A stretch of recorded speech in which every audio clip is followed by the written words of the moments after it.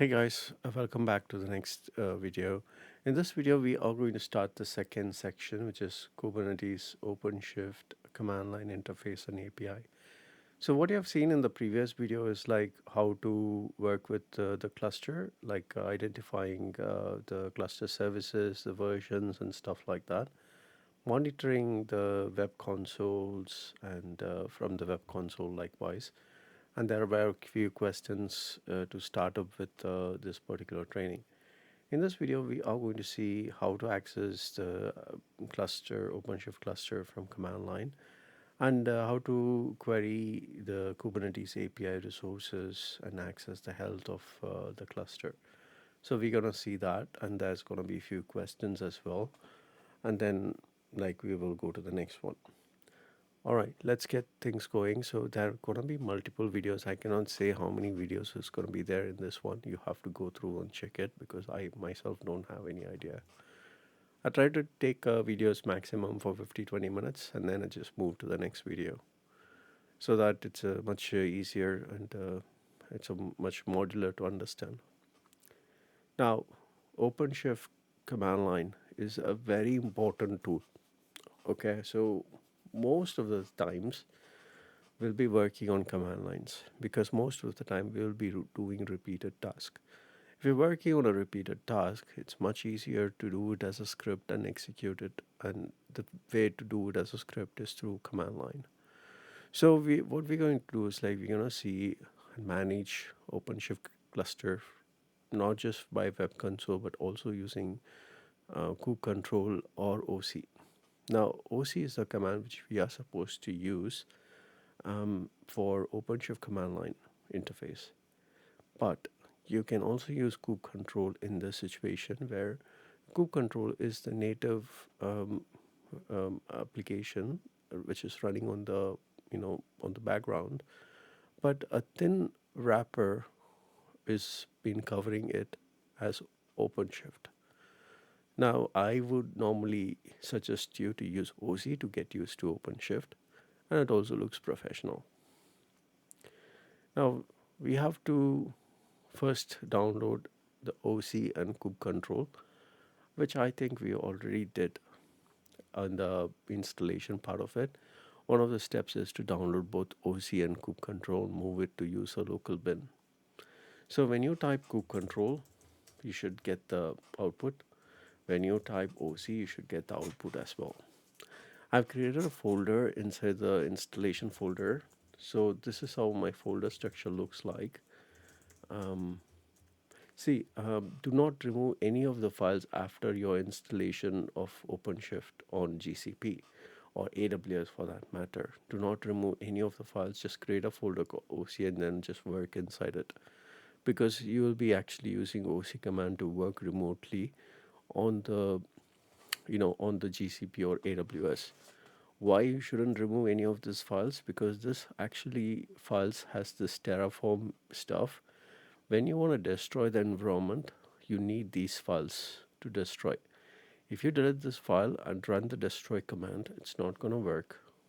Okay, because you have to then remove it manually for each and every configuration, from load balancer to cluster, everything you need to delete from GCP's console or AWS console, which is like super annoying. And then you'll be charged for services which you're not aware of, because it would have created so many services, and AWS or GCP would charge you for that. I will create a different video on how to delete or destroy, but don't remove all those files. All right, so one of the things is that the user local bin is basically a location where all the user all the user executable files or user installed executable files can be placed, and that's basically the location for all these binaries. So if I do a ls7 ldr on user local bin, you will see that OC and kubectl, which we have installed, and I've also installed some PIPs and Python playwright for some other reason. But OpenShift installed these three files, we did it. and OSS I installed it for Alibaba. Okay, so now once you have downloaded this kubectl and stuff like that, you can actually run certain commands with kubectl. For example, kubectl create hyphen help, which will give you the documentation of that create command.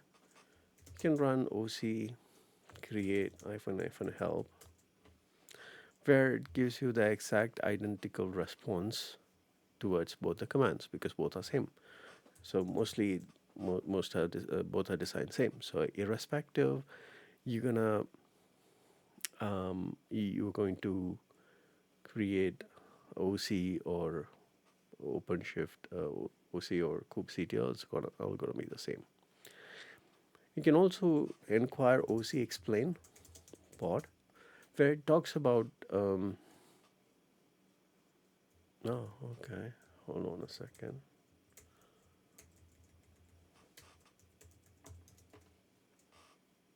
No, explain it's not working.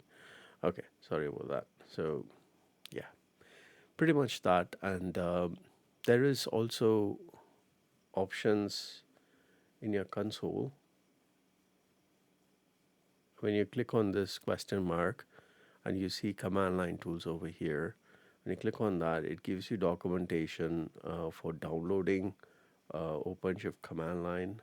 So you have the different option for downloading OC. It has different options for downloading Helm, and then next network observability tool, and then copy command line login. So this is basically how you can access your command line item. So all you have to do is, like, you don't have to own any of the you don't have to export all those things. You basically have to copy this and then enter. So now it will ask you, are you sure you want to trust this insecure certificate? And then you give yes. Now you are connected to this project from command line. So previously you were not connected to this project from command line. You were connected to GCP, yes. G-Cloud works, but not OCP. So OCP works either by exporting the file, the kube config file, or you can just copy this from your console and then execute it over here. So what does is, like, connects to this API server using this token, which is randomly generated every time, and basically gets you connected to kubeadmin with admin user. Okay. Now when you type kube control explain pod, you can see it basically tells you information about pod. Okay, our OC explain pod, because previously it was throwing us an exception saying that it doesn't know. You can see the unhandled error saying that could not connect to server API list, right? The server has to be asked for the client to provide credentials. So which means that it doesn't know where to connect to, who is the server, what kind of credential it needs to use. The moment I give this login token, it basically logs in, and then it basically gives me the the website is not secure, you know that, and then it gives me the explanation of what is a pod. Now, pretty much this is how you need to log in into OpenShift. This is one of the way. The other way, as I told you, is by exporting the file. So I'll just create a new session over here. OpenShift, OCP, GCP, OC. And then I can do the export configuration file. Export kube-config, home folder OCP auth kube-config. And then give enter. And then OC, explain pod. You can see that it works. So these are two different methods you can log in. Both are completely different. Okay. So this is how you need to first log in into your OpenShift from command line. Once you're inside, you can execute commands like OC cluster-info. and this will give you information about your cluster. So you are connected to the control plane which is running on this API URL, and for further diagnostics of the cluster problems, you can give dump. So it will dump all the information about your cluster and basically tells you that. And then it gives like OC API FN versions. You can see the list of APIs which is installed on your system and their versions also, you can see that. OC get cluster operator. You can give it gives the cluster operator information. Perfect, right? So this is what we have already seen. Now OC get all.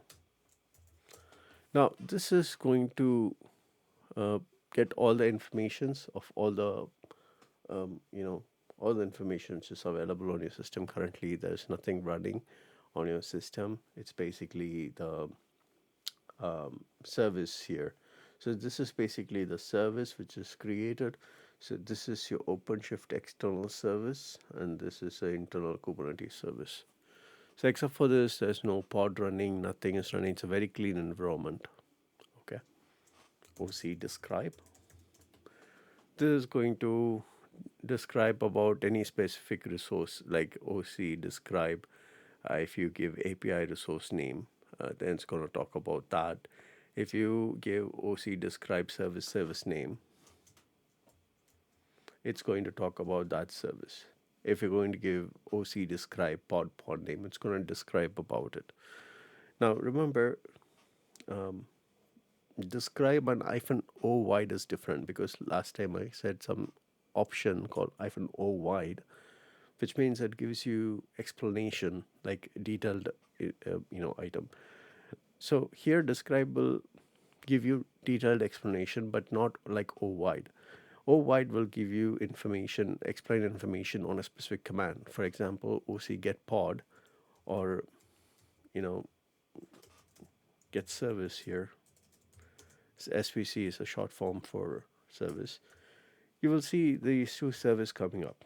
But if you want to know more detail about this, you give -o wide. So what it does is, like, this option gives you enhanced information about these two items in a way where it gives you little extra information. But if you want to know more detail about this particular service, then you should go for describe and then the service name. So that basically give complete description about that service, complete information about the service. Now you see that here, it gives you extra information, but in this situation, there is extra information as in selector.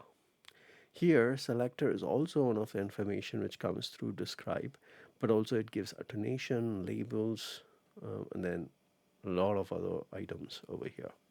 So describe is more of a detail of a specific service, and O-wide is just an explanation of an overall services which is getting displayed, and it only gives a limited information, not too much. So describe is very important for troubleshooting. Describe and then logs. So these are like so important things for troubleshooting, and definitely there will be a interview question about this, where they would ask you to describe about a specific service, and then you have to type it OC describe and then like service name. So normally you have to give space between them. That also works. If you give it like slash, that also works, because that's how it calls internally. Okay, so now this cannot change. This is the name of the service, has to be the same as the name of the service. But here you can use the acronym over here, which is SVC. So you either use acronym or the short form of the service. So that both works. All right. So we will try to see the maximum questions which you may get, and what the solution for those. All right. So now OC gets SVC. You know what it is. OC explain SVC. It basically explains about the service, which version it is on, what's the description, what you need to put in over here, like API version, kind, metadata, specification, status. Likewise, it gives you complete information about that service. You can also give service explain pod dot specs dot spec dot containers dot resources. So this basically gives you the pod specification. Okay, now you can achieve this by just giving explain pods. Okay, so you can see that the difference between that and this is like here when you explain pods, it basically tells you what is pod, what are the fields which is applicable for this pod. So you can again API version, kind, metadata, specification, status, right? Now what I'm here inquiring for is like pod specific container resource I'm looking for. So what is it? Pod specification of container resource. Then it basically says the resource, the requirement, and what this means is like a compute resource required by this container cannot be updated. So it basically says that the resource claim over here, the limit, and the request. So these are some of the actions in the pod. So when we create a pod, right, limit and request are basically some of the activities. So is the claims. So these are the fields which is going to be coming into the pod, and you can even explain, go inside and try to understand more about the particular instance, like a pod in this case situation. One of the important commands we're going to execute is pod create -f pod dot xml. Sorry, YAML.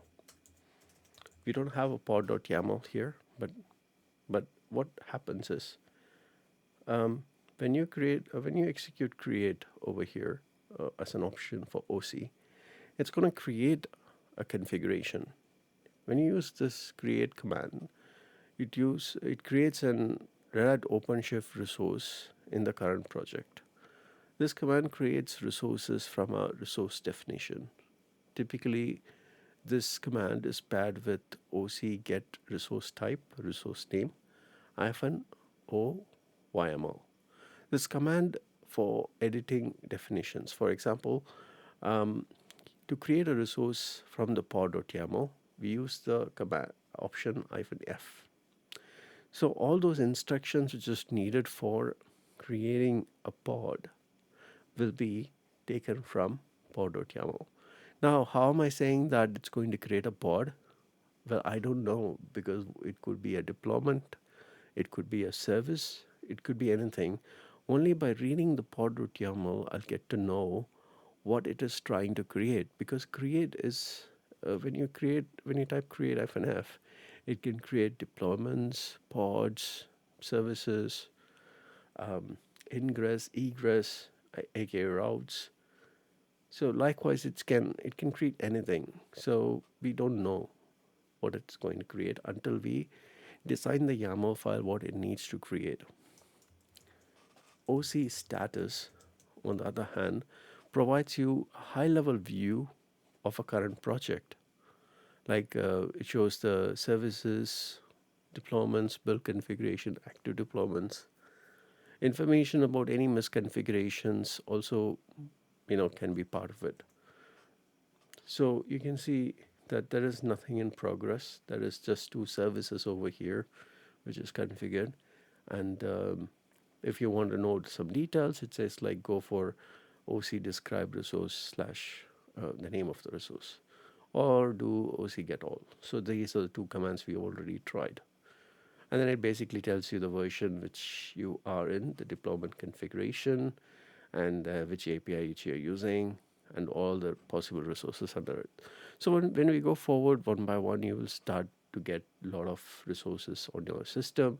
And then when you type such commands like OC status, it will be populating a lot of output rather than just about now. But these are some commands you need to remember, because in exam they may be asking you to execute, create a pod, and then execute it, and finally they'll say, check the status of the pods and status of all the services.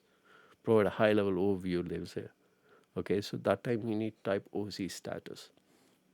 So you need to understand those things. And then OC delete, on the other hand, is going to delete the items you have created. Like it could be a pod, it could be a deployment, it could be a service, it could be anything for that matter. So fundamental understanding it's that OpenShift architecture is needed here because deleting managed resources such as pod results in automated creation of new instance of those resources. So when you delete a project, when a project is deleted, it deletes all the resources and the applications within it. So it's always recommended that when you are using a temporary, project for creating pods and stuff, rather than deleting every pod and deployment, just delete the namespace. Create a namespace, delete the namespace or project for that matter. Create a project and delete the project. All right. So you can also get information about the specific nodes, sorry, specific namespace your pods are running on. So use OC get pods -n OpenShift API server. So you can see that I am inquiring into another namespace, but you need to be admin to do that. Yes. So your authentication also matters here, because if you're not administrator, if you're just assigned to one single project, then you can only view that project. You cannot jump into another project and view the status of another project. So do remember that that is also a thing in the consideration over here. All right then. So pretty much we have covered some of the basic commands which was needed for today's in this video's presentation. I hope that you understood how to use this. On the next session, we will talk about something about authentication and how to use authentication in this situation, and we'll talk more about this. Thank you again for watching this video. I'll see you in the next one.